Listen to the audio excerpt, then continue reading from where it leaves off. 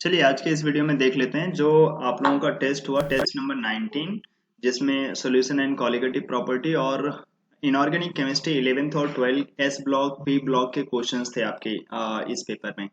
तो फटाफट एक एक क्वेश्चन शुरू करते हैं। और ये पेपर थोड़ा सा ज़्यादा लेंदी और बहुत मतलब क्वालिटी के पेपर थे, जिसमें जिन बच्चों ने इसमें अच्छा स्कोर किया होगा समझ लो उनकी प्रिपरेशन बहुत अच्छी चल रही। अगर कम से कम आप 90 प्लस स्कोर करेंगे इस टेस्ट में तो आपका मतलब प्रिपरेशन ऑन एन एवरेज अच्छा चल रहा है। अ, पेपर में हर साल का लेवल तो चेंज हो जाता है, तो किस साल कैसा क्वेश्चन होगा उसके हिसाब से हमें पेपर देते रहना चाहिए। किसी साल टफ आया तो इस तरीके का पेपर होगा जैसे आज का टेस्ट हुआ। तो शुरू करते हैं एक एक करके। मेनली जो आपको इनऑर्गेनिक केमिस्ट्री के 14 लेक्चर्स मिले हैं उस प्लेलिस्ट को उठाइए और उसको अच्छे से देखिए, उसमें जो भी चीजें बताई गई हैं वो इनऑर्गेनिक का कंटेंट अच्छा कर लीजिए, वो बहुत जरूरी है। आज के इस टेस्ट में आपने जो कॉलिगेटिव प्रॉपर्टी के क्वेश्चन है वो तो कर लिए होंगे, लेकिन जो इनऑर्गेनिक का कंटेंट होगा उसको करने में आपने थोड़ा सा दिक्कत किया होगा, क्योंकि इनऑर्गेनिक के क्वेश्चंस काफी अच्छे आपको मिले थे। तो शुरू करते हैं। पहला क्वेश्चन अपने पास, कंसीडर द फॉलोइंग स्टेटमेंट्स, बोल रहा है 100 ml क्लोरोफॉर्म और 100 ml एसीटोन को मिलाएंगे तो हमें जो फाइनल वॉल्यूम मिलेगा वो लेस देन 200 ml। तो ये बात ट्रू होती है, क्योंकि क्लोरोफॉर्म और एसीटोन आपस में क्या कर जाते हैं, अट्रैक्शन, हाइड्रोजन बॉन्डिंग।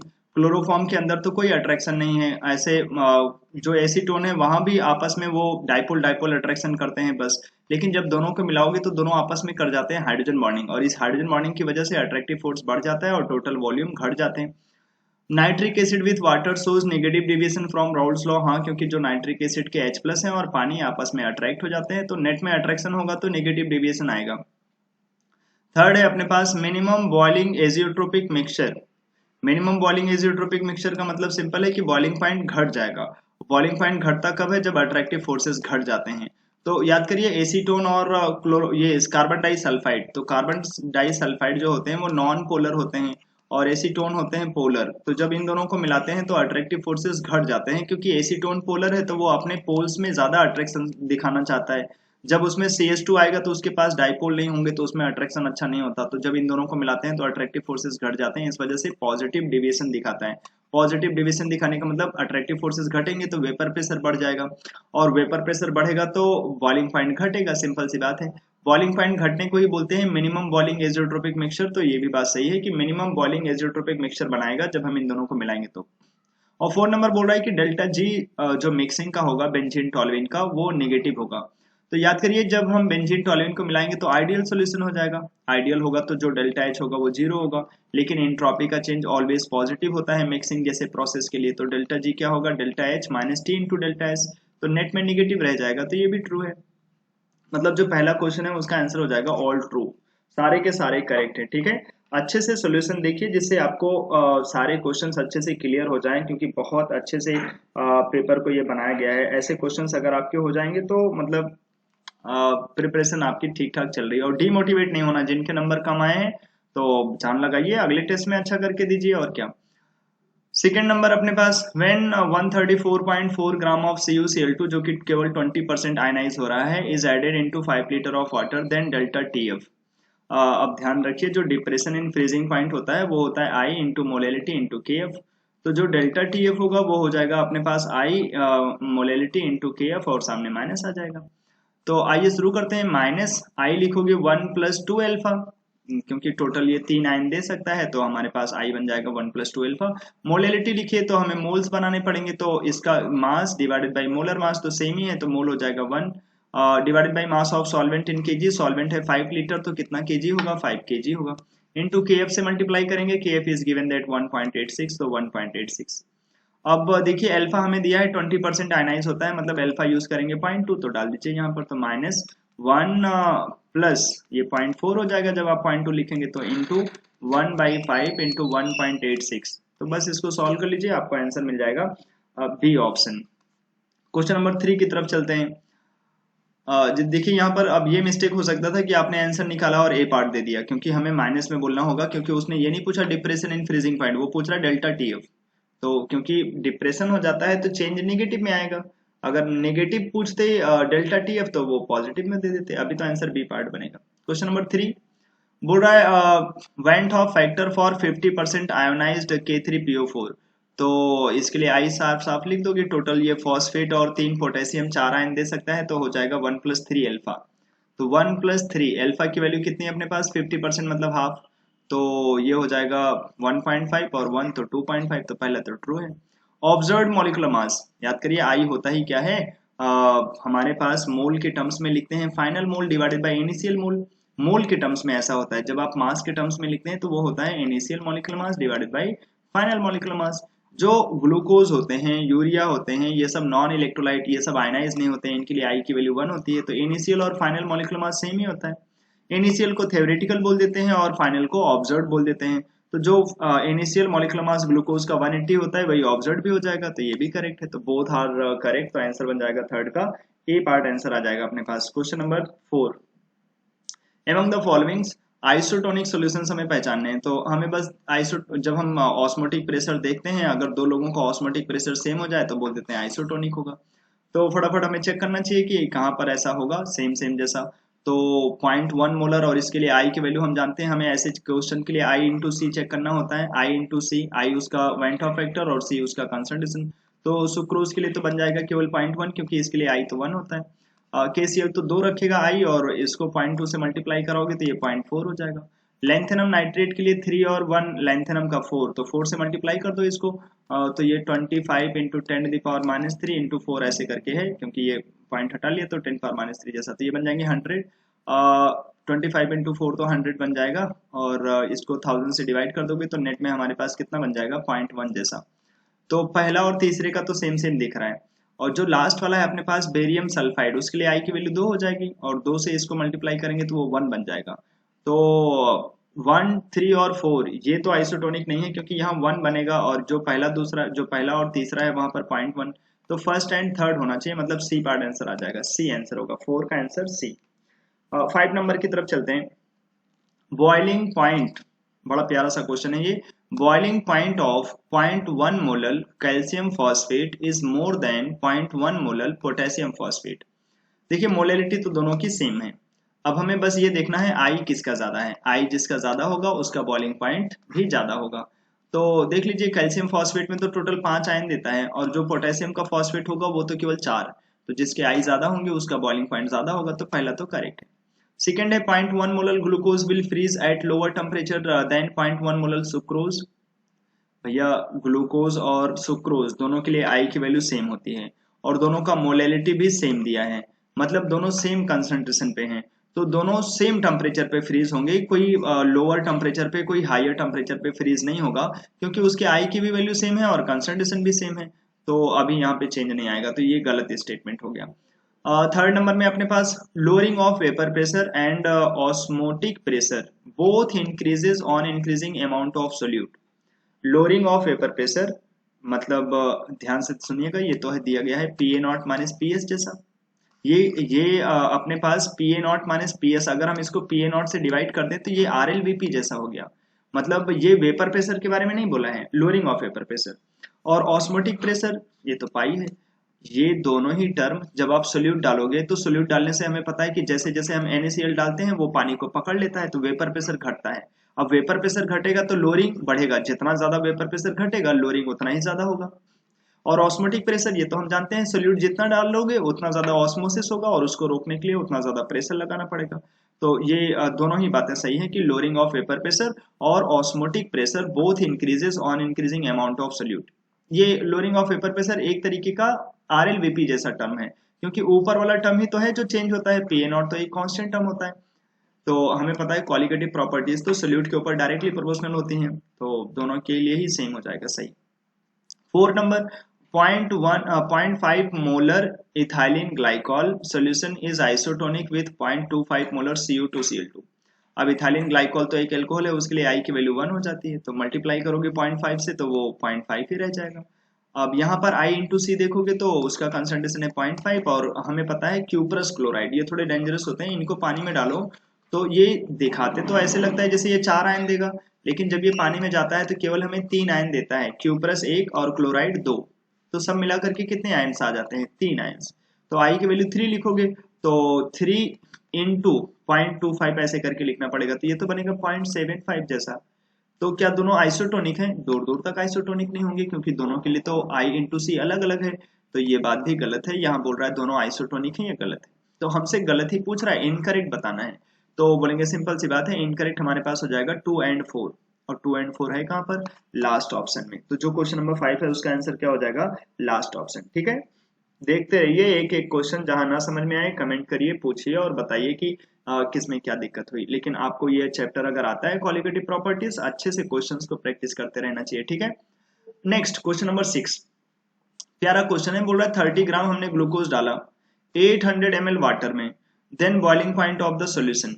तो बोलेंगे आइए एलिवेशन इन बॉइलिंग पॉइंट लगा देते हैं, वो हो जाएगा आई, ग्लूकोज के लिए 1 होता है, मोलिलिटी लगा दीजिए, तो मोल बनाइए, weight upon molecular weight divided by mass of solvent in KG, 800 ml, तो 800 ग्राम 1000 से डिवाइड कर दीजिए, तो ये बन जाएगा किलोग्राम। ये बन गया मोलिलिटी, मोल्स पर केजी, इनटू केबी, केबी की वैल्यू दिया है 0.52, बस लगा दीजिए। सॉल्व करेंगे तो आपको क्या पता चलेगा? एलिवेशन। अच्छा, एलिवेशन पता चलेगा आपको, तो बॉइलिंग पॉइंट कितना होगा? जो पहले बॉइलिंग पॉइंट होगा प्लस एलिवेशन। अब पहले बॉइलिंग पॉइंट कितना होता है वाटर का? वो तो होता है 373 केल्विन, और जो इसमें एक्स्ट्रा फैक्टर आएगा वो एलिवेशन वाला ऐड कर देंगे। अब इसको फटाफट सॉल्व करेंगे भाई, तो अपने पास जो आंसर आता है, ये जो एलिवेशन का फैक्टर होगा वो होगा 0.11, तो 373 में 0.11 ऐड हो जाएगा। थोड़ा सा ज्यादा एक्यूरेट कैलकुलेशन करना पड़ेगा, क्योंकि कभी कभी अपने मेन एग्जाम में भी थोड़ा कैलकुलेशन आ जाता है। तो इसको सॉल्व करेंगे तो एलिवेशन आएगा 0.11। अगर इतने का एलिवेशन है तो 373 में 0.11 ऐड कर दिया जाए, बस।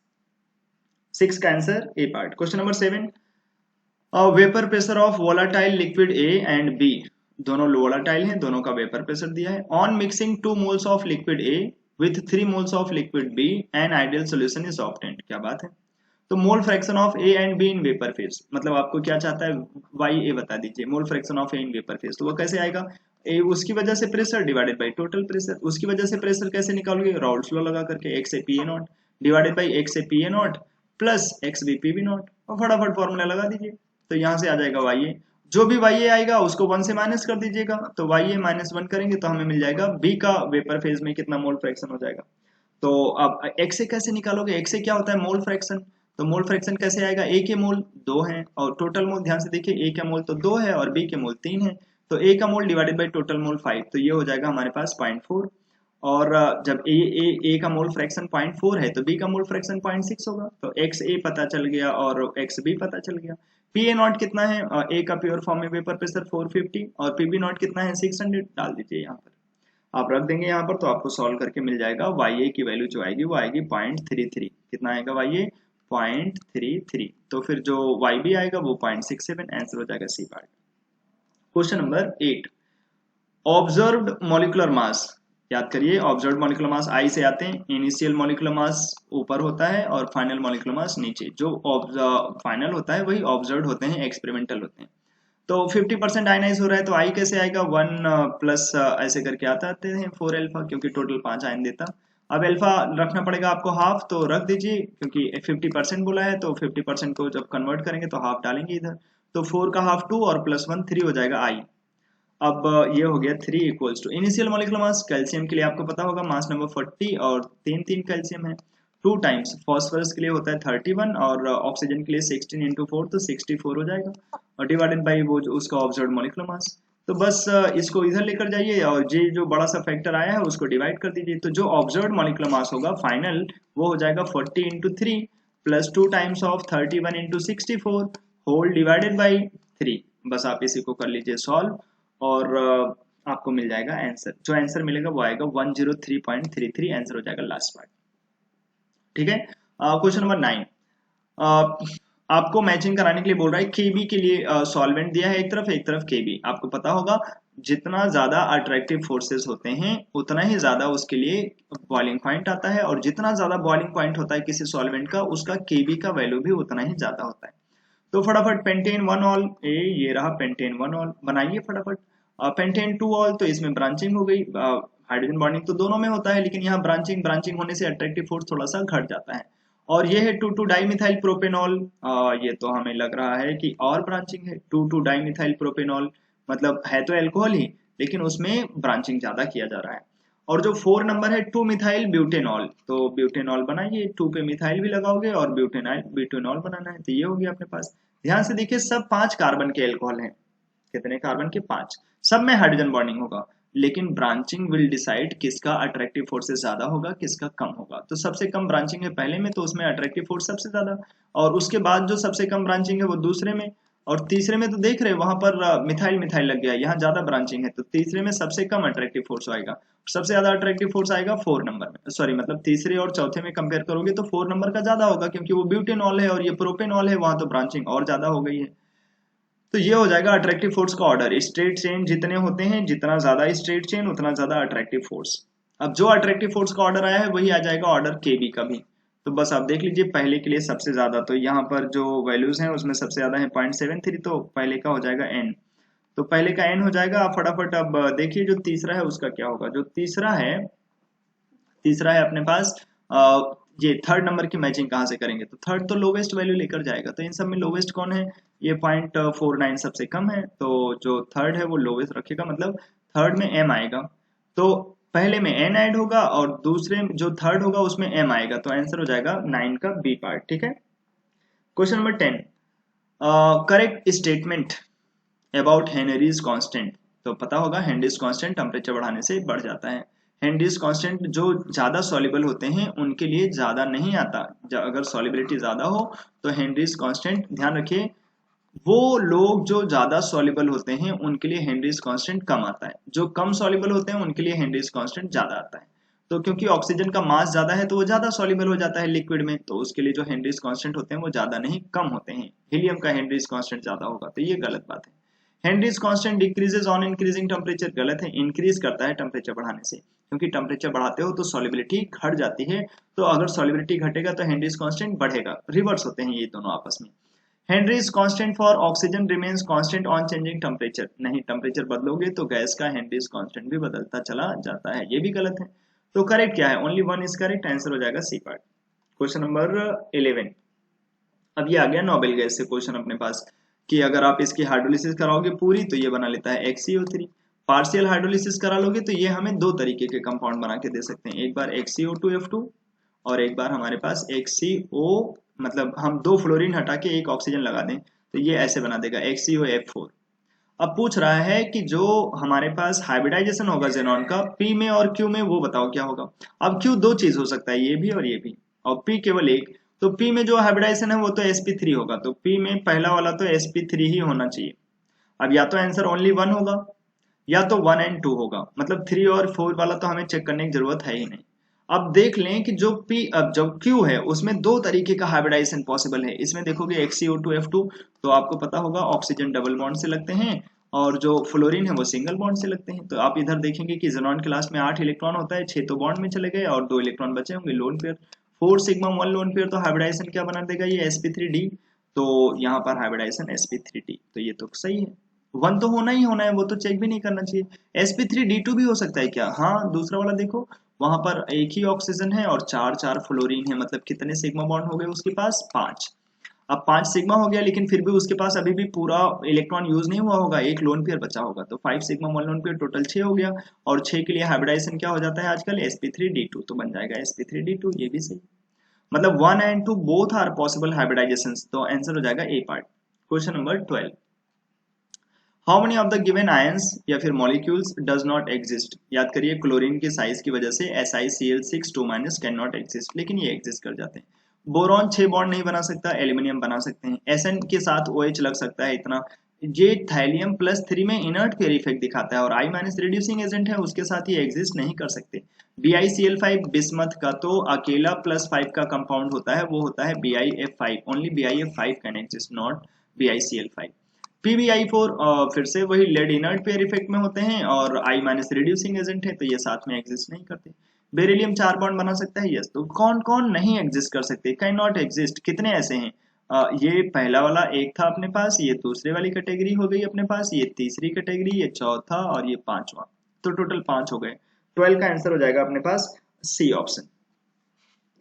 Which condition is correct about mixing of 5 ml of chlorobenzene with 5 ml of bromobenzene। भैया देखिए क्लोरोबेंजीन और ब्रोमोबेंजीन को मिलाने से हमें पता है कि ये आइडियल सॉल्यूशन बनाते हैं। क्योंकि सेम सेम जैसे हैं, आइडियल होते हैं तो डेल्टा एच, अब हमसे करेक्ट जानना चाहता है क्या delta H naught equal to zero, नहीं, आइडियल है तो मिलाओगे तो कोई रिएक्शन हीट और कूलिंग जैसा नहीं होता, तो ये गलत बात है। मतलब हमसे करेक्ट पूछ रहा है तो ये नहीं होगा आंसर। वॉल्यूम का चेंज 5 ml मिलाओगे 10 ml मिलेगा। डेल्टा जी जीरो होता है क्या, नहीं नहीं, आइडियल के लिए डेल्टा जी अभी अभी देखा नहीं था थोड़ी देर पहले, माइनस आता है। और एंट्रोपी चेंज, एंट्रोपी चेंज जो हमसे बोला है नॉन जीरो होगा, बिल्कुल सही बात है, क्योंकि जब हम किसी दो लोगों को मिलाते हैं तो एंट्रोपी चेंज ऑलवेज पॉजिटिव होता है, पॉजिटिव पॉजिटिव मिक्सिंग, तो ये सही बात है। लास्ट वाला आंसर हो जाएगा अपने पास 13 का आंसर लास्ट, इजी क्वेश्चन इसको बोल सकते हैं। 14 नंबर, मैक्सिमम फ्रीजिंग पॉइंट पूछना चाहता है, किसका फ्रीजिंग पॉइंट मैक्सिमम मिलेगा। भैया सब जगह 250 ml वाटर है और सब जगह तुम 1 ग्राम डाल रहे हैं, तो क्या सब जगह सेम फ्रीजिंग पॉइंट होगा, नहीं। और सबका देखो ध्यान से, ये 4 लोग हैं, इनका तो आई सेम सेम है, हाँ, लेकिन ये लोग मोल में नहीं है, ये सब दिया गया है मास में, तो मोल बताइए। अब जिसमें मोल ज्यादा डालोगे वहां पर फ्रीजिंग पॉइंट कम मिलेगा, जिसमें कम डालोगे वहां फ्रीजिंग पॉइंट ज्यादा मिलेगा। अच्छा एक चीज ध्यान देख लीजिए, जो NaCl है वो तो आयनाइज हो जाते हैं, मतलब जब NaCl जाएगा पानी में तो उसके मोल डबल हो जाएंगे, तो वो ज्यादा सॉल्वेंट को पकड़ लेगा, तो यहाँ पर फ्रीजिंग पॉइंट कम मिलने का चांस रहेगा। तो ग्लूकोज का मोल देखिए तो कितना आएगा, मास अपॉन मोलर मास 180। जब आप यूरिया के मोल देखेंगे तो मास अपॉन मोलर मास उसका 60, और सुक्रोज के देखेंगे तो मास अपॉन मोलर मास ऐसे। तो सबसे कम मोल तो सुक्रोज का है, इसका मतलब सुक्रोज पानी में जाके ज्यादा इफेक्ट नहीं दिखा पाएगा, क्योंकि उसके मॉलिक्यूल्स ही ज्यादा नहीं होंगे, क्योंकि मोल कम तो मॉलिक्यूल्स भी कम। अच्छा NaCl के लिए नहीं देखोगे, देख लो भाई 1/58.5 करके आएगा, इंटू 2 भी करना पड़ेगा क्योंकि वो पानी में डबल हो जाएगा, Na प्लस Cl माइनस दोनों अलग अलग हो जाएंगे पानी में जा करके। तो अगर कोई पूछता मैक्सिमम फ्रीजिंग पॉइंट, मतलब जहां पर सोल्यूट हमने सबसे कम डाला हो, क्योंकि फ्रीजिंग पॉइंट में डिप्रेशन हो जाता था, कम डालोगे तो कम डिप्रेशन होगा और फ्रीजिंग पॉइंट ज्यादा बना रहेगा, तो आंसर क्या होगा, सी पार्ट। 15 नंबर की तरफ चलते हैं। Amount of ethylene glycol required to convert 250 ml of ice into 250 ml of water, मतलब हम सारे आइस को वाटर में कन्वर्ट करना चाहते हैं, तो इथाइलिन ग्लाइकॉल डालेंगे, मान लेते हैं मोल डाला है n, तो लगा देते हैं डिप्रेशन इन फ्रीजिंग पॉइंट की 10 का डिप्रेशन करा लेते हैं, तब सारे के सारे जो आइस होंगे वो कन्वर्ट हो जाएंगे वाटर में इस टेम्परेचर पे। तो लगाइए आई की वैल्यू तो 1 हो जाती है, मोलेलिटी लिखेंगे तो मोल्स इथाइलिन ग्लाइकॉल का divided by mass in KG, तो ये तो 250 ml है, इसको डिवाइड करेंगे 1000 से तो ये केजी बन जाएगा, इनटू, ठीक है, ये मोल हम निकालने जा रहे हैं, इनटू केएफ, तो केएफ ये अपने पास 1.86, तो यहाँ से आएगा मोल, किसका मोल, इथाइलिन ग्लाइकॉल का। मास कितना होगा, अब वो उसको थोड़ा सॉल्व करना पड़ेगा, ये तो हमें पता चल ही रहा है कि 4 है, और 4 हमारे पास ऊपर जा करके ये नीचे 10 में ऐसे आ जाएगा, 10 डिवाइडेड बाई 4 इंटू ये 1.86, तो ये तो आएगा मोल, मोल को मोलर मास से मल्टीप्लाई कराएंगे, इथाइलिन ग्लाइकॉल का मोलर मास होता है 62, तो इतना मास आ जाएगा, क्या आ जाएगा, मास। तो बस इसी को सॉल्व करेंगे तो अपने पास मास का आंसर मिल जाएगा। 15 का जो आंसर आता है फाइनली सॉल्व करके वो आ जाता है 83.33, कितना आ जाता है 83.33। 16 नंबर की तरफ चलते हैं। इनकरेक्ट ऑर्डर हमसे जानना चाहता है, फ्लोरीन सबसे ज्यादा रिएक्टिव होते हैं, जी हाँ, इंटर हेलोजन कंपाउंड उसके बाद, और जो और हेलोजन होते हैं वो इंटर हेलोजन से कम रिएक्टिव होते हैं, तो ये करेक्ट ऑर्डर है। बॉन्ड डिसोसिएशन इंथैल्पी पता होगा, ब्रोमीन के बॉन्ड को तोड़ने के लिए ज्यादा एनर्जी लगती है एज कम्पेयर टू फ्लोरीन, और आयोडीन के बॉन्ड सबसे वीक होते हैं, ये भी करेक्ट है। इलेक्ट्रॉन गेन इंथैल्पी क्लोरीन का फ्लोरीन से ज्यादा होता है, और फिर ब्रोमीन का, और फिर आयोडीन का सबसे कम, ये तो पूरे पीरियोडिक टेबल में सबसे ज्यादा इलेक्ट्रॉन गेन इंथैल्पी रखते हैं।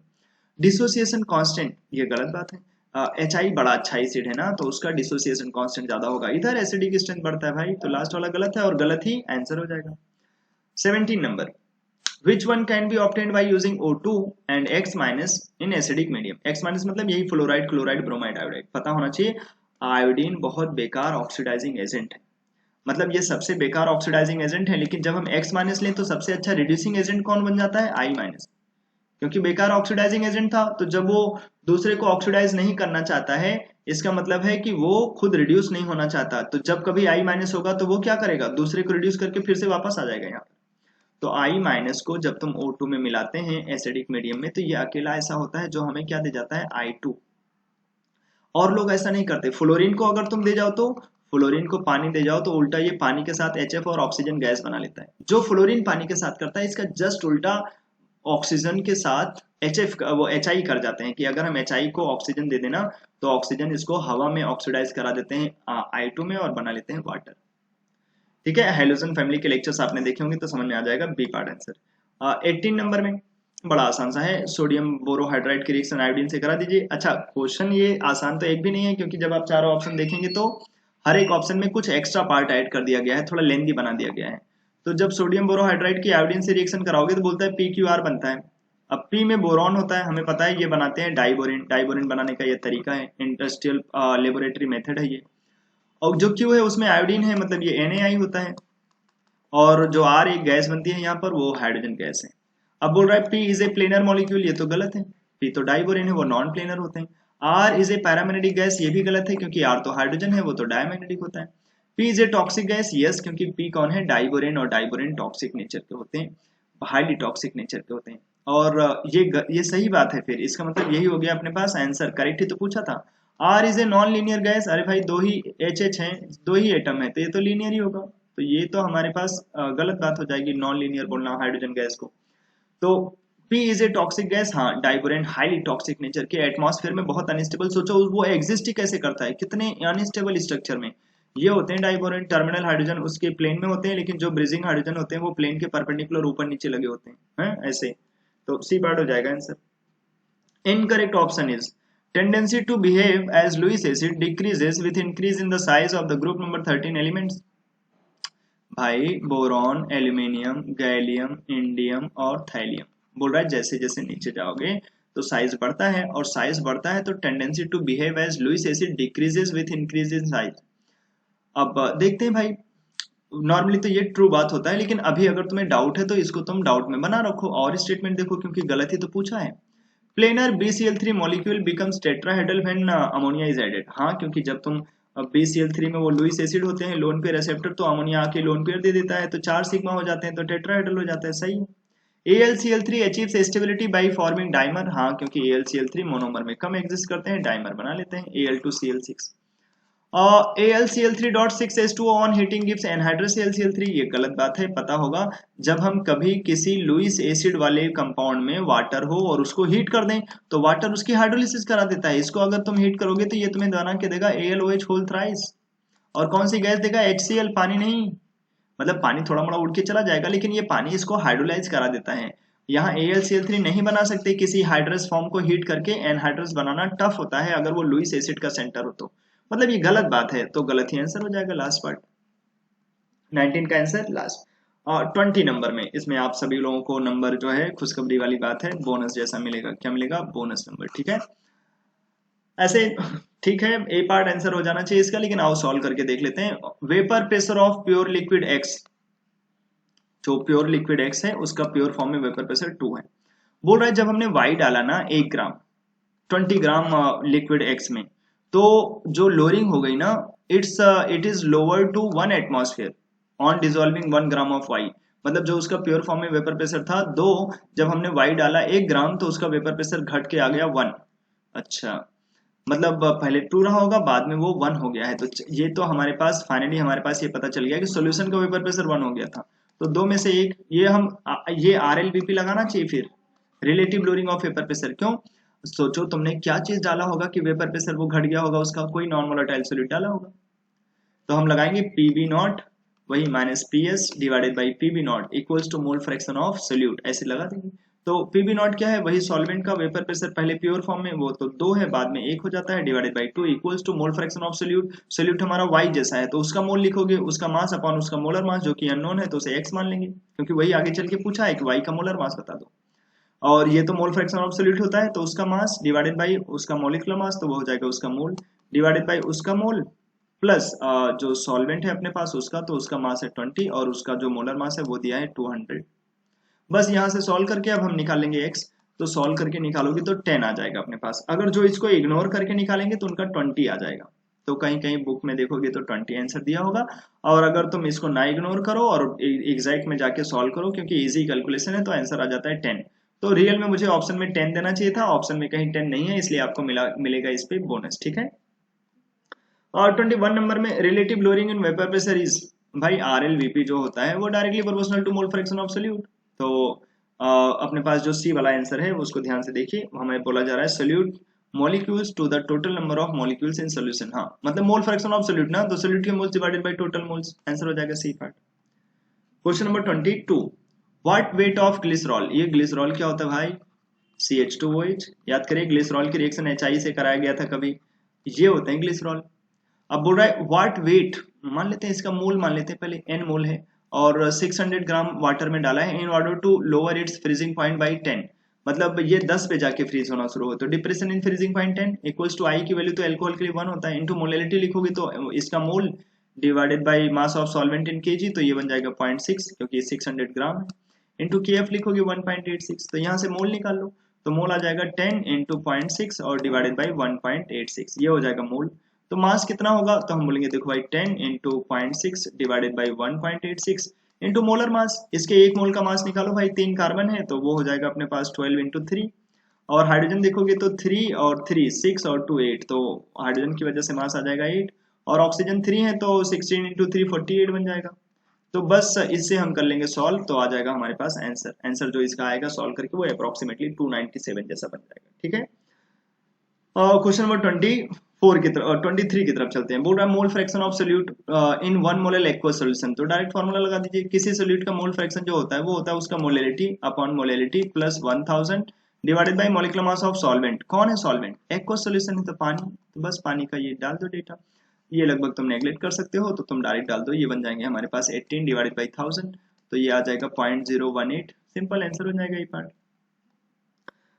24 नंबर में correct option for the value of vapor pressure of a solution at 45 degree Celsius with benzene to octane in molar ratio 3:2। अब मोलर रेशियो दिया है कि ये अगर 3 है तो वो है 2, और प्योर फॉर्म में वेपर प्रेशर भी दिया है, और हमसे जानना चाहता है vapour pressure of solution, direct formula लगा दीजिए भाई, PS equals to X A P A naught, benzene के लिए लिखो उसका मोल फ्रैक्शन, वो मोल फ्रैक्शन कैसे आएगा बेंजीन का, ए भाई साफ साफ आ जाएगा उस बेंजीन का मोल डिवाइडेड बाय टोटल मोल, तो टोटल मोल 5 हो जाएंगे, और उसका प्योर फॉर्म में वेपर प्रेशर दिया ही है बेंजीन का, देखो 280, तो डाल देंगे ये आ जाएगा plus X B P B naught, तो दूसरे का मोल फ्रैक्शन ऐसे लगाएंगे, तो दूसरे का मोल फ्रैक्शन उसका मोल है 2, टोटल मोल 5, तो ये ऑक्टेन का आ जाएगा, और ऑक्टेन का प्योर फॉर्म में वेपर प्रेशर, जाओ यहाँ पे रख दो फटाफट, तो 24 का आंसर बन जाएगा। 24 का जो आंसर आता है कैलकुलेट करने पे वो आ जाता है डी पार्ट, जस्ट आपको वैल्यूज डालनी है। 25 नंबर बहुत प्यारा क्वेश्चन है, which one is not correct mathematical equation for Dalton's law. Dalton's law क्या बताते हैं कि जो टोटल प्रेशर होता है वो सम ऑफ पार्शियल प्रेशर, अगर 10 गैसेस हैं तो 10 गैसेस की वजह से आने वाला टोटल प्रेशर ही टोटल मतलब sum of partial pressure equals to total pressure, that's it. अब जो हमारे पास बोल रहा है कौन सी चीजें गलत हैं, नॉट करेक्ट मैथमेटिकल इक्वेशन, तो in sum of partial pressure equals to total pressure ये तो सही है, यहाँ पर भी sum of partial pressure equals to total pressure ये भी सही है। अगर हमारे पास कोई गैसियस मिक्सचर है तो उसमें जो पार्शियल प्रेशर लिखते हैं वो कैसे लिखते हैं, तो पार्शियल प्रेशर लिखते हैं उसका mole fraction into total pressure, यहाँ पे जो PI लिखा है वो क्या लिखा है, partial pressure of ith gas, जब तुम निकालने जाओगे तो वो होगा XI, मतलब जो हमारे पास ith गैस है उसका मोल फ्रैक्शन कितना है, और इनटू पी क्या है, टोटल प्रेशर, तो ये बात सही होती है कि जो पार्शियल प्रेशर लिखते हैं mole fraction into total pressure करके। लेकिन अगर कोई हमारे पास PI नॉट करके जो यहाँ पे लिखा है कि जब हम किसी का पार्शियल प्रेशर निकालते हैं तो वो mole fraction into pressure of ith gas नहीं होता, अरे भाई पार्शियल प्रेशर ही तो उसका प्रेशर होता है, यहाँ पर टोटल प्रेशर टर्म आना चाहिए, क्या आना चाहिए, टोटल प्रेशर, इसीलिए गलत टर्म है, तो इसी को हम आंसर दे देंगे कि इनकरेक्ट जानना चाहता है कि क्या चीज सही नहीं है, नॉट करेक्ट, तो वो हो जाता है बी पार्ट, क्योंकि यहाँ PI नॉट नहीं आना चाहिए, यहाँ क्या आना चाहिए, टोटल प्रेशर आना चाहिए। अगर रॉल्स लॉ बोलोगे तब वहां पर तो लिक्विड के लिए होता है ना कि लिक्विड का मोल फ्रैक्शन और वो उसका प्योर फॉर्म में वेपर प्रेशर, लेकिन जब वो लिक्विड में होता तब ये तो गैस के लिए बोला जा रहा है कि गैस का मोल फ्रैक्शन, तो टोटल प्रेशर लगाना पड़ेगा। ठीक है, 26 नंबर में which step is not used in Ostwald process, तो अगर आपने इनऑर्गेनिक केमिस्ट्री के 14 लेक्चर्स जो आपको मिले हैं जो लोकस अकॉर्डिंग पढ़ते हैं उनको, तो वो लेक्चर्स अगर आपने देखा है तो आपको याद होना चाहिए कि जो ओस्टवाल्ड प्रोसेस होते हैं उसमें पहले स्टेप में तो अमोनिया से रिएक्शन कराते हैं ऑक्सीजन का, तो बनाते हैं NO, और वहां कैटेलिस्ट डालते हैं प्लेटिनम, अगली बार जो है NO को ऑक्सीजन देते हैं और बना लेते हैं NO2। अब जो ये NO2 होता है उसी को हम फिर से पानी में डालते हैं तो वो डिस्प्रपोर्शनेट करते हैं और बनाते हैं अपने पास HNO3, तो नाइट्रिक एसिड बस बेचते हैं और वो ये डिस्प्रपोर्शनेट करता है लास्ट स्टेप में, तो HNO3 प्लस HNO2 बनाना चाहिए, लेकिन यहाँ पर बनता है NO को फिर से भेज देते हैं इस स्टेप में, और फिर से NO2 और फिर से वो पानी से रिएक्शन करके हमें क्या देता रहता है, नाइट्रिक एसिड। तो ये स्टेप भी यूज होता है, ये वाला स्टेप भी यूज होता है, लेकिन ये वाला स्टेप नहीं यूज होता। कौन सा? सी वाला पार्ट। तो सी आंसर हो जाता है। Question number 27। बहुत बहुत प्यारे प्यारे क्वेश्चन हैं आज के इस पेपर में, और अगर आप ये इनऑर्गेनिक अच्छे से जानते होंगे ना तभी हिलेगा। और जो बच्चे जेई वेई के लिए पढ़ रहे हैं ना, तो जेई के लिए भी ये परफेक्ट पेपर है। इससे टफ पेपर आपको मिलेगा नहीं जेई के एग्जाम में भी, खास करके इनऑर्गेनिक का section. Bromine on reaction with red phosphorus gives HPO3। तो ये बिल्कुल सही तरीका होता है कि अगर हम ब्रोमीन को रेड फास्फोरस से रिएक्शन कराएं तो हमें मिल जाता है मेटाफॉस्फोरिक एसिड। ठीक है, क्या मिलता है? Metaphosphoric acid. ये ध्यान रखिए। जो हमारे पास ब्रोमीन है उनको, अच्छा ये गलत बात है, रेड फास्फोरस से नहीं, ब्रोमीन की रिएक्शन कराते हैं हम इसके साथ, फॉस्फोरस एसिड के साथ। अगर हम ब्रोमीन को फॉस्फोरस एसिड से रिएक्शन कराएं तो ब्रोमीन क्या करते हैं, 2H इनसे खा जाते हैं तो बना लेते हैं 2HBr, और बचता है HPO3। फॉस्फोरस एसिड होना चाहिए, रेड फॉस्फोरस नहीं। तो ये गलत बात है, हाँ, incorrect. PCl3 on reaction with H3PO3 gives H4P2O5। जो फॉस्फोरस एसिड होता है, अगर हम वहां से पानी निकाल लेना तो हमें मिल जाएगा पायरोफॉस्फोरस। तो वो पानी निकालने का तरीका एक्चुअली में, फॉस्फोरस एसिड अनस्टेबल होता है तो हम हीट करके नहीं निकाल सकते हैं। तो जो PCl3 होते हैं इनको डाल देते हैं तो वो यहाँ से पानी ले लेते हैं, अपनी हाइड्रोलिसिस करा लेते हैं, और जब पानी निकलता है तो बन जाता है H4P2O5। तो ये सही है। White phosphorus on reaction with SO2Cl2 gives PCl3। नहीं, अगर SO2Cl2 होता है ना तो PCl5 मिलता है, तो ये गलत है। तो इनकरेक्ट कौन कौन सा है? तो वो है अपने पास 1 एंड 3। 1 एंड 3 कहीं पे है? होए होए, पहला भी गलत है इनकरेक्ट, और तीसरा भी गलत है। और किस्मत ऐसी है कि 1 एंड 3 मैंने यहाँ कहीं दिया नहीं है। तो PCl3 on reaction with H3PO3, वो तो ये दे ही जाएगा H4P2O5। ये तो करेक्ट बात है। तो दूसरा तो करेक्ट है, तो दूसरा नहीं होना चाहिए था कहीं पर भी। ओनली 3 तो नहीं होगा। जो पहला है bromine on reaction with red phosphorus, ये रेड फास्फोरस की एक ही रिएक्शन तुम्हें याद रखना होता है, वो होता है अपने पास, अगर हम ब्रोमीन की रिएक्शन नहीं, NaOH के साथ अगर हम रेड फास्फोरस दे दें तो हमें मिलता है H4P2O6, अगर NaOH होता तो। लेकिन अगर तुम HPO3 बनाना चाहते हो तो वहां पर फॉस्फोरस एसिड होना चाहिए। मतलब पहला भी गलत है, तीसरा भी गलत है, तो आंसर होना चाहिए था 1 एंड 3। तो चलिए, किस्मत आपकी खुल गई है। क्वेश्चन तो बड़ा टफ था। यहाँ पर बोनस आपको, मतलब अगर हमें देना पड़ेगा तो बोनस देना ही पड़ेगा, क्योंकि आंसर होगा 1 एंड 3। ये गलत होंगे अपने पास, ठीक है। 27 का 1 and 3। 28 number. Consider the given two statements, NN bonds is longer than NO bond in N2O4। तो N2O4 हमारे पास ये होते हैं। अब आप अगर ध्यान से देखिए तो जो हमारे पास NN बॉन्ड है वो तो सिंगल बॉन्ड है, तो ये लंबे होंगे। और NO बॉन्ड वो डबल भी है, सिंगल भी है, तो ये छोटे होंगे। तो NN बॉन्ड इज लॉन्गर, ये तो करेक्ट बात होगी अपने पास 28 नंबर में, ठीक है। अगला, NN bond is stronger as compare to NO bond in laughing gas. तो लाफिंग गैस का स्ट्रक्चर आप देखिए ना, ऐसा होता है। अब NN बॉन्ड ट्रिपल बॉन्ड होता है, तो ट्रिपल बॉन्ड स्ट्रॉन्गर ही तो होगा, और NO बॉन्ड वीकर होंगे क्योंकि वो सिंगल बॉन्ड का ऑर्डर रख रहे हैं। तो ये बात भी सही है। तो 28 का आंसर साफ साफ, क्या ऐसा ना बोल दें कि बोथ आर करेक्ट? क्यों? बोथ आर करेक्ट ही तो लिखा है अपने पास। Question number 29। Which of the following does not react with oxygen directly. तो जो प्लेटिनम होते हैं वो नहीं रिएक्शन करते हैं क्योंकि ये नोबल मेटल होते हैं। 30 नंबर में, consider the following statements about sulphur and select correct statement. Rhombic sulphur is yellow in colour, correct होता है। Rhombic sulphur is insoluble in water but dissolve to some extent in benzene, alcohol and ether, readily soluble in CS2। तो जो rhombic sulphur होते हैं insoluble in water, ये बात सही होती है, बट डिसॉल्व जो हमारे पास ऑर्गेनिक सॉल्वेंट होते हैं वहां डिसॉल्व हो जाते हैं। मोनोक्लिनिक सल्फर इज कलरलेस, हाँ, एंड स्टेबल बिलो 369 केल्विन। नहीं, मोनोक्लिनिक थोड़े अनस्टेबल होते हैं, और वो बिलो 369 केल्विन अनस्टेबल। अच्छा, अनस्टेबल बोला है तो सही बात है, 369 केल्विन से ऊपर हो तो स्टेबल होते हैं ये, ठीक है। इसी को बीटा सल्फर भी बोलते हैं, कलरलेस। तो ये बात सही है। Bond angle in S6 ring is more than S8 ring. ध्यान रखिए, जब बड़ी रिंग होती है तो वहां एंगल ज्यादा होता है और छोटी रिंग में कम एंगल होता है। तो S6 में ज्यादा एंगल होगा, ये बोलना गलत बात है। जो सल्फर की छोटी रिंग बनाओगे अगर तुम, ये तो अपने पास वैसे चेयर फॉर्म में एग्जिस्ट करते हैं, बोर्ड फॉर्म में एग्जिस्ट करते हैं, ऐसे बोट और चेयर दो फॉर्म बनती है, लेकिन यहाँ पर जो इसका फॉर्म होता है S6 का, वो चेयर फॉर्म होता है। इसमें जो एंगल होते हैं वो कम एंगल मिलते हैं अपने पास as compare to S8। S8 में ज्यादा एंगल होता है। ज्यादा लोग अगर साइकिल में इन्वॉल्व होंगे तो वो पक्का वो साइकिल बड़ी होगी, और वो बड़ी साइकिल तभी बन पाएंगी जब उसमें एंगल ज्यादा हो। सोचो, 8 लोग लग रहे हैं तो इसमें एंगल ज्यादा बनना पड़ेगा। यहाँ एंगल ज्यादा होता है S8 में, ठीक है। तो S6 में कम होते हैं, S8 में ज्यादा होते हैं, तो गलत लिखा है ये। तो क्या पूछा जा रहा है, करेक्ट क्या क्या है, तो 1 2 3 करेक्ट है अपने पास, बी पार्ट आंसर हो जाएगा 30 का। 31 नंबर में हेनरीज कांस्टेंट दिया है अल्फा बीटा गामा और डेल्टा करके। हेनरीज कांस्टेंट अल्फा का 50 है, बीटा का 2 है और गामा का 2 × 10⁻⁵ और जो डेल्टा दिए गए हैं उनका है 0.5। हमसे जानना क्या चाहता है, बताओ ये टेबल किसके बारे में बताता है, क्या चीज है। अल्फा हैज हाईएस्ट सॉलिबिलिटी, भैया इन सब में अल्फा का सबसे ज्यादा हेनरीज कांस्टेंट है तो उसकी सॉलिबिलिटी सबसे कम होगी।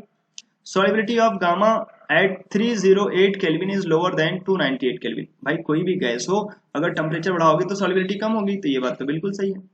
The pressure of A 55.5 molar solution of gamma is 1 बार।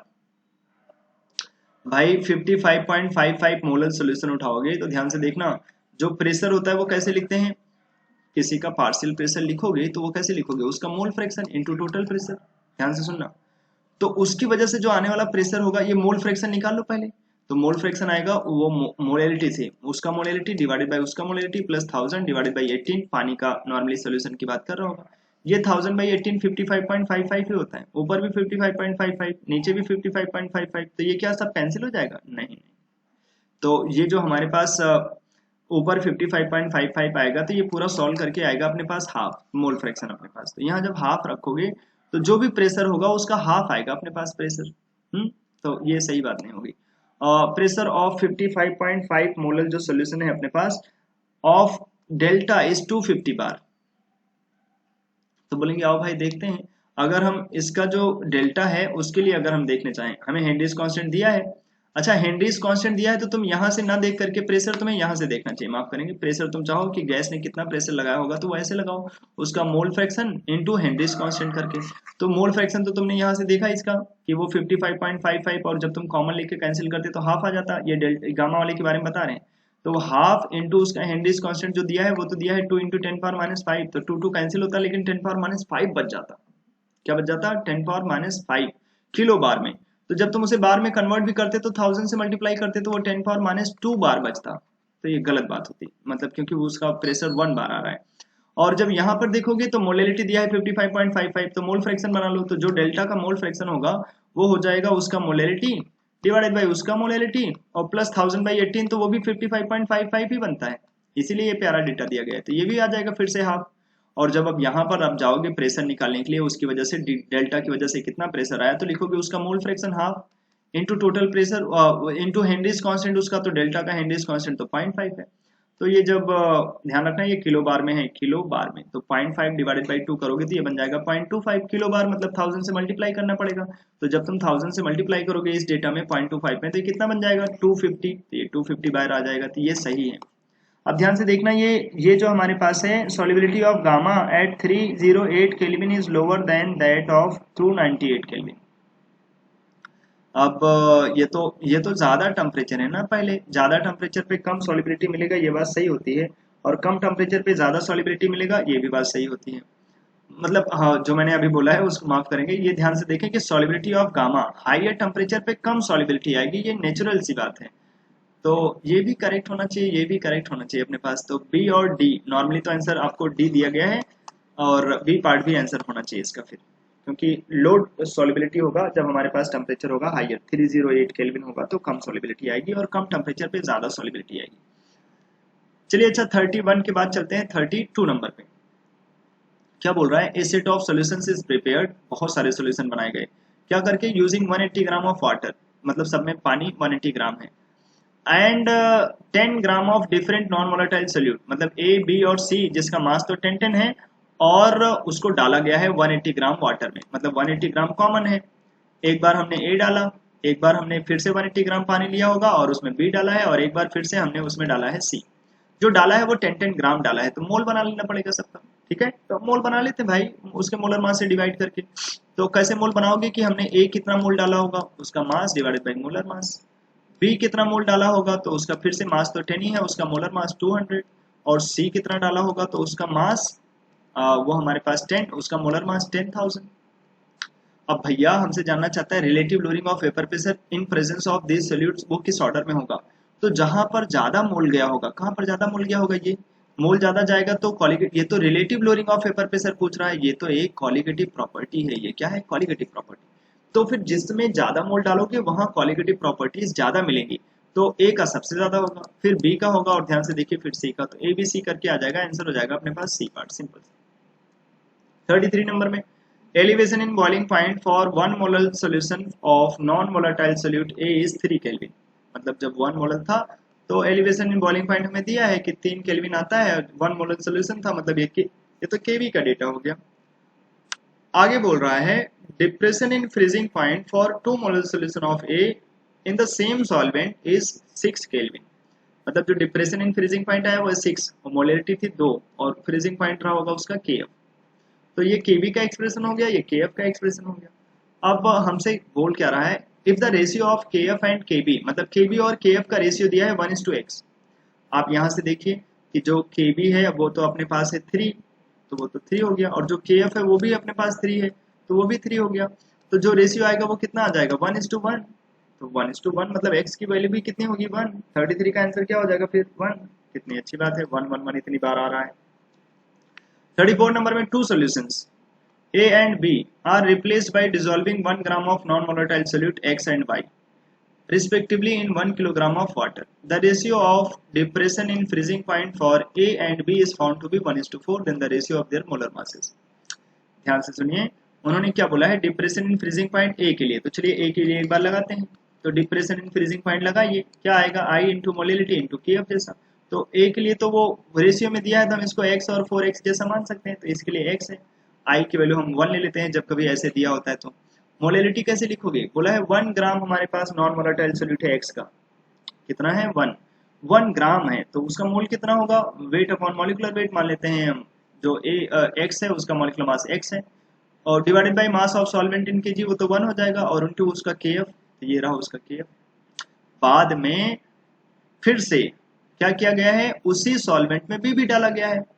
मतलब उसी बी सॉल्वेंट में हमारे, मतलब जो हमारे पास सॉल्यूशन बनाया गया होगा, फिर से हमने उसमें 1 ग्राम डाला होगा वाई। तो जब वाई डालोगे तो फिर से वही अगली बार हम बोलेंगे कि जो हमारे पास यहाँ पर जो x है इसको मान लेते हैं चलो कैपिटल X जैसा, या कुछ और मान लेना चाहिए, नहीं तो ऐसा ना हो कि इस x को कैंसिल कर दो। ये तो x उसका मोलर मास है, किसका, वो जो कैपिटल X है उसका मास तो डाला है तुमने 1 ग्राम, तो उसका मोलर मास जो होगा वो मैंने मान लिया है कैपिटल X जैसा। अगली बार जब तुम लिखोगे दूसरे के लिए तो उसका मोलर मास तो 4x जैसा हो जाएगा, और वो y है तो मास तो वही है, तो वो मोल मास अपॉन मोलर मास वो हो जाएगा उसका मोल। और सॉल्वेंट तो सेम ही रहा होगा 1 kg, तो इसके लिए भी 1 से डिवाइड करेंगे तो मोलेलिटी हो जाएगा मोल पर केजी इंटू केएफ। केएफ तो बदलता नहीं, सॉल्वेंट बदलते हैं तभी बदलता है, तो केएफ केएफ कैंसिल हो जाएगा, ये तो रेशियो से कैंसिल हो जाएंगे, तो बचेगा 1/4 इक्वल्स टू ये y/x हो जाएगा जब हम रेशियो निकालेंगे तो। तो हमसे जानना क्या चाहता है, ratio of molar masses of x and y, तो x एंड y हो जाएगा 4:1, भाई 4:1 बन जाएगा ना, उल्टा करके। अब 4:1 तो कहीं लिखा नहीं है, तो इसको 1:1/4 बना लो। 1/4 कितना होता है, 0.25, तो आंसर हो जाएगा बी पार्ट। अच्छे से ऑप्शन सजाया गया है, तो 34 का आंसर बी। 35 नंबर में, molecules of benzoic acid dimerises in benzene, benzene कितना है, W gram of the acid dissolved in 30 gram of benzene shows a depression in freezing point equal to 2 Kelvin। ठीक है, हमने बेंजोइक एसिड को benzene में डाला है, W gram of the acid dissolve हो गया है कहां पर, 30 ग्राम ऑफ बेंजीन में। ठीक है, तो अब हमसे जानना चाहता है if the percentage association of the acid to form dimer is 80, मतलब 80% डाइमराइज कर जाता है, then what is the value of W। लगाइए फिर, डिप्रेशन इन फ्रीजिंग पॉइंट 2 है इक्वल्स टू आई लिखिए। आई कैसे लिखोगे डाइमराइजेशन के लिए, तो हमें लिखना पड़ेगा कि अगर दो लोग मिलकर के एक बन जा रहे हैं तो 1 में से अगर अल्फा जाएगा तो अल्फा/2 बनेगा, तो आई की वैल्यू आ जाएगी 1 - अल्फा/2। तो अब हम आई लिखेंगे तो 1 - 80% है तो वो 0.8 डिवाइडेड बाई 2 तो बन जाएगा 0.4, मतलब आई की वैल्यू आ जाएगी 0.6। तो लिखेंगे depression in freezing point 2 equals to i, वो है अपने पास 0.6 इंटू मोलेलिटी लिखोगे, तो मोलेलिटी लिखोगे मोल्स ऑफ सोल्यूट, उसका मास पता है, मोलर मास बेंजोइक एसिड का देखो यहाँ पर दिया है 122, तो डिवाइड करेंगे तो ये हो जाएगा मास, ये मतलब मास अपॉन मोलर मास तो मोल हो गया, मोल पर केजी, तो 30 ग्राम है बेंजीन, वही एक सॉल्वेंट है, और डिवाइडेड बाई 1000 तो वो हो जाएगा उसका मास केजी में, इंटू केएफ हमें 5 दिया गया है। तो बस W ही अननोन है, और फटाफट सॉल्व करिए, निकाल लीजिए, ग्राम में आ जाएगा अपने पास। 35 का आंसर बनता है, सॉल्व करेंगे आप तो 2.4 आ जाएगा, 2.4 बोले तो आंसर ए पार्ट। 36 नंबर में, which one of the following statement is false? Correct order of osmotic pressure for 0.01 molar aqueous solution. सबका कंसंट्रेशन सेम है, तो इसका आई ज़्यादा है, इसका आई 2 है, इसका आई तो 100% आयनाइज नहीं होगा, इसका तो 1 ही होता है। तो जैसे ही तो है, जैसे जैसे आई बढ़ेगा वैसे वैसे ऑस्मोटिक प्रेशर भी बढ़ेगा। Osmotic pressure of a solution is given by pi equals to M R T. M मतलब कंसंट्रेशन है, हाँ तो ठीक है, ऐसे दिया जा सकता है, तो बोलेंगे हाँ दिया जा सकता है। लेकिन इसमें आई वाला फैक्टर अभी इग्नोर किया गया है। लेकिन आई तो अपने पास लगा देने से वो क्वालिटेटिव प्रॉपर्टी बन जाता है, ऑब्जर्व क्वालिटेटिव प्रॉपर्टी, तो आई सी आर टी लिखना चाहिए और सी आर टी जैसा भी, मतलब अभी इसको डाउट में रखेंगे कि ये सही भी हो सकता है, नहीं भी हो सकता है। मान लो कोई ऐसा सोल्यूट लिया हो जो नॉन इलेक्ट्रोलाइट हो, तब हम आई की वैल्यू 1 ले सकते हैं। सी वाला option, Raoult's law states that vapor pressure of a component over a solution is proportional to its mole fraction. Raoult's law states that, यही तो बात है कि Raoult's law बताता है कि वेपर में जाके वो कितना प्रेशर लगाएगा, ये इसके ऊपर डिपेंड करेगा कि उसका लिक्विड में मोल फ्रैक्शन कितना है। तो ये बात तो सही है। लास्ट वाला बोला है, two sucrose solutions of same molality prepared in different solvent will have same freezing point. यही गलत है। अगर सुक्रोज को अलग अलग फ्रीजिंग सोल्यूशन में डालोगे, एक जगह सॉल्वेंट अलग है, अगली जगह सॉल्वेंट अलग है, तो फिर फ्रीजिंग पॉइंट भी डिप्रेशन का अलग अलग आएगा, क्योंकि सोल्यूट अगर हम सोल्यूट सेम रखें और सॉल्वेंट बदल देंगे तो सॉल्वेंट का डिप्रेशन अलग अलग होगा। सिंपल सी बात है मेरे हिसाब से। तो अगर तुम डिफरेंट डिफरेंट सॉल्वेंट में उसको डालोगे सुक्रोज को, तो उसके लिए अब जो हमारे पास अमाउंट या तो बता दो कि कितना कितना अमाउंट डाला है। लेकिन अगर हम सॉल्वेंट के नेचर से तो हमें ज़्यादा लेना देना है नहीं, क्योंकि हम बोलते क्या है, जो हमारे पास डिप्रेशन एंड फ्रीजिंग पॉइंट होगा वो होगा आई इंटू मोलैलिटी इंटू के एफ। मोलैलिटी कैसे लिखते हो, उसका मोल डिवाइडेड बाई आई, तो दोनों के लिए 1 ही रहेगा। मोलैलिटी लिखोगे उसका मोल divided by mass of solvent in KG. तो अब सॉल्वेंट बेंजीन हो, सॉल्वेंट टॉल्यूइन हो, सॉल्वेंट वाटर हो, फर्क नहीं पड़ता है, बस हमें उसका मास लिखना होगा इनटू केएफ। लेकिन केएफ तो बदल जाएगा ना, अलग अलग सॉल्वेंट लोगे तो क्या बदल जाएगा उसका, केएफ, क्योंकि सॉल्वेंट बदलने से केएफ बदल जाता है। और अगर केएफ बदलेगा तो क्या बदल जाएगा, उसका डिप्रेशन इन फ्रीजिंग पॉइंट बदल जाएगा। तो ये बात गलत है कि दोनों जगह सेम होगा डिप्रेशन इन फ्रीजिंग पॉइंट, ये गलत हो जाएगा। तो ये तो पक्का गलत है, तो यही आंसर दे देंगे 36 का आंसर लास्ट पार्ट। ठीक है, लास्ट कोई कंट्रोवर्शियल नहीं है ये क्वेश्चन। कुछ लोगों को ऐसा ना लगे कि यहाँ तो आई नहीं लगाया था तो ये गलत है। नहीं नहीं भैया, ये तो ऑब्जर्व क्वालिटेटिव प्रॉपर्टी और थ्योरेटिकल क्वालिटेटिव प्रॉपर्टी की बात होती है ना। तो अगर आई नहीं भी लिखा है तो इतना कोई बड़ी बात नहीं है, इसीलिए उसको डाउट में मान करके चलते हैं। और लास्ट वाला तो पक्का गलत है, इस वजह से लास्ट आंसर हो जाएगा। 37 नंबर में, how many gram of methyl alcohol should be added to 10 litre tank of water to prevent its freezing at 268 kelvin. मतलब 268 केल्विन, जो कि अगर डिग्री सेल्सियस में देखोगे तो मतलब माइनस में आएगा अपने पास कितना, माइनस का 5 डिग्री सेल्सियस। आप चाहते हो कि माइनस का 5 डिग्री सेल्सियस हो, फिर भी वो जो हमारे पास वाटर है वो फ्रीज ना हो। तो बोलेंगे फिर सिंपल सी बात है, डिप्रेशन करा लो 5 का, इक्वल्स टू आई की वैल्यू तो 1 होती है एल्कोहल के लिए, मोलैलिटी लिखो, तो मोल मान लेते हैं n है, divided by mass of solvent in KG 10 बन जाएगा, क्योंकि 10 लीटर 10 केजी बन जाएगा, इनटू केएफ, केएफ की वैल्यू 1.86 पानी के लिए दिया गया है, तो मोल आ जाएगा यहाँ से। तो मोल बन जाएगा 50 डिवाइडेड बाय 1.86, ये तो बना है मोल। मास कैसे बताओगे, तो वो हो जाएगा मोल उसका निकाल लिया तुमने, इनटू मोलर मास से मल्टीप्लाई कर दो। मिथाइल एल्कोहल है, एक ही कार्बन होता है, तो वो हो जाएगा 12, 4 हाइड्रोजन होते हैं तो 4, और ऑक्सीजन के लिए 16, तो ये 20 और ये 32 बन जाएगा अपने पास। तो बस इसको सॉल्व कर लीजिए, 32 इंटू 50 डिवाइडेड बाई 1.86। 37 को सॉल्व करेंगे अगर आप, तो आंसर मिलेगा आपको 868.06, आंसर हो जाएगा सी पार्ट। क्वेश्चन नंबर 38, जो हमारे पास रेड फॉस्फोरस है, अगर हम रेड फॉस्फोरस को कन्वर्ट करना चाहें किसी और फॉर्म में और कहीं और से रेड फॉस्फोरस बनाना चाहें, तो ध्यान रखें रेड फॉस्फोरस को बनाते हैं व्हाइट फॉस्फोरस से। और जब हम रेड फॉस्फोरस से फिर से हम टेम्परेचर, ज़्यादा टेम्परेचर दे रहे हैं, मतलब ये बहुत स्टेबल नेचर का है, और ज़्यादा टेम्परेचर दे करके तुम किसी चीज़ को बना रहे हो, तो जो हमारे पास प्रोडक्ट बना होगा रेड से जो बनते हैं इधर, वो ब्लैक फॉस्फोरस बनते हैं। अब ब्लैक फॉस्फोरस दो तरीके के होते हैं, अल्फा ब्लैक फॉस्फोरस और बीटा ब्लैक फॉस्फोरस। यहाँ पे कौन सा फॉस्फोरस बनता है, वो होता है अल्फा ब्लैक फॉस्फोरस। जब हम टेम्परेचर 803 केल्विन रखते हैं तब जो बनता है अपने पास अल्फा ब्लैक फॉस्फोरस, ये ठीक है। और व्हाइट फॉस्फोरस तो पहले होना चाहिए, तो बस आंसर बी पार्ट हो जाता है। ये सिंपल ऐसे एनसीईआरटी की लाइन है, आपको याद रहना चाहिए। 39 नंबर में, ये तो बहुत इजी से क्वेश्चन है कि नाइट्रोजन एटमॉस्फेयर में बहुत सारा है, लेकिन फिर भी उसकी जो रिएक्टिविटी है वो ना के बराबर है, आपस में रिएक्शन नहीं करते हैं, ये सही है। The reaction between nitrogen and oxygen requires high temperature, ये भी सही है, तो बोथ आर करेक्ट और reason is correct explanation of assertion, ये हो जाएगा। तो 39 का आंसर हमारे पास बनेगा C part. Question number 40, fluorine forms one oxo acid. जी हाँ, फ्लोरीन एक ही ऑक्सो एसिड बनाता है, HOF। फ्लोरीन अब क्यों एक ही बनाता है और क्यों नहीं बनाता? क्योंकि नॉर्मली ऑक्सो एसिड बनाने के लिए मल्टीपल बॉन्ड बनाने चाहिए। मल्टीपल बॉन्ड बनाने के लिए फ्लोरीन का इलेक्ट्रॉन कोई बाहर निकाल नहीं सकते, क्योंकि उसका साइज सबसे छोटा है, उसकी इलेक्ट्रॉनिटी सबसे ज्यादा है। तो ये बात तो सही है, हाईएस्ट इलेक्ट्रॉनिटी होता है, साइज सबसे छोटा होता है, इस वजह से वो और मल्टीपल बॉन्ड बना नहीं सकता है, तो और सारे ऑक्सो एसिड बना नहीं पाता वो बेचारा। तो ये क्या करेक्ट रीजन है? हाँ, both are correct and reason is the correct explanation of assertion. ये पार्ट आंसर ए बन जाएगा अपने पास। 41 नंबर में बोल रहा है कहाँ पर जो हाइब्रिडाइजेशन है वो चेंज नहीं होता, जब तुम इसको हीट करते हो तो ये बन जाता है फॉस्फीन गैस और H3PO4। तो यहाँ पर हाइब्रिडाइजेशन जो होता है वो हमसे जानना चाहता है कि अंडरलाइन एटम इज अफेक्टेड, किसमें हाइब्रिडाइजेशन अफेक्ट करेगा? तो यहाँ तो नहीं करता, क्योंकि sp3 से sp3 ही रह जाते हैं। H2SO4 को NaCl दे दोगे तो फिर ये कोई रिडॉक्स नहीं कराते, HCl बना लेते हैं और NaHSO4 बना लेते हैं, तो यहाँ पर भी कोई फर्क नहीं पड़ता।